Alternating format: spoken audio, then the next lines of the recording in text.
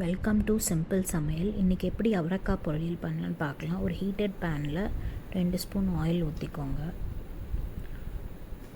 Oil heat ஆன அப்புறம் 1/2 spoon கடுகு போட்டுக்கோங்க.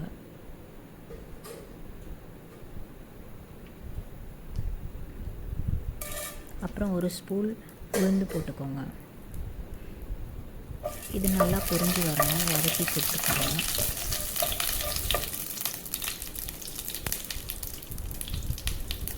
அதுக்கப்புறம் 2 பச்சை மிளகாய் கட் பண்ணி இருக்கிறத ஆட் பண்ணிக்கோங்க.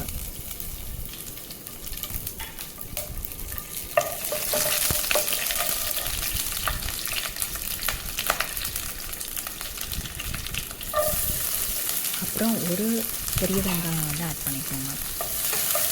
இது நல்லா வதக்கி கொடுங்க.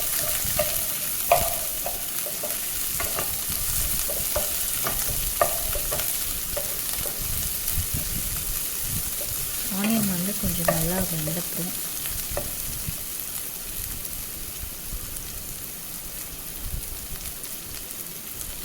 நாம் வந்து அவரைக்காய் ஆட் பண்ணோம்.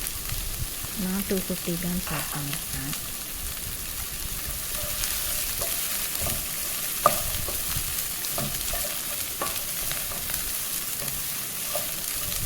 இது நல்லா சாட்டே பண்ணி விடுங்க.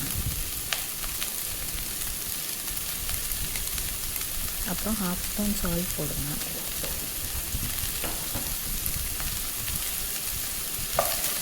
அப்புறம் அதை நல்லா வந்து மிக்ஸ் பண்ணி விட்டுட்டு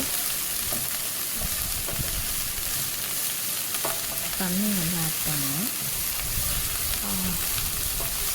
1 டம்ளர் தண்ணி to 1.5 டம்ளர் தண்ணி வந்து ஆட் பண்ணணும். இந்த பீன்ஸ் வந்து சோக்கார அளவு தண்ணி ஆட் பண்ணால் போதும். கொஞ்ச நேரம் அது அப்படியே வேகணும்.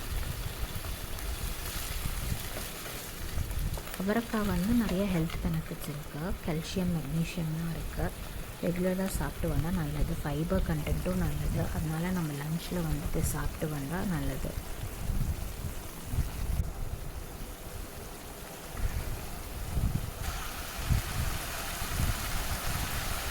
இது வந்து டைஜஷனுக்குலாம் ரொம்ப ஹெல்ப்ஃபுல்லாக இருக்கும்.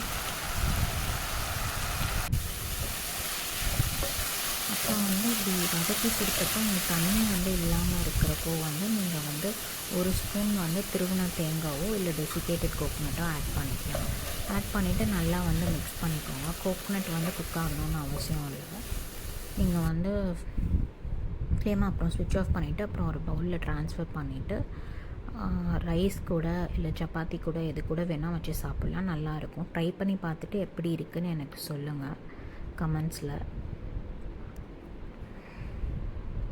தேங்க்ஸ் ஃபார் வாட்சிங்.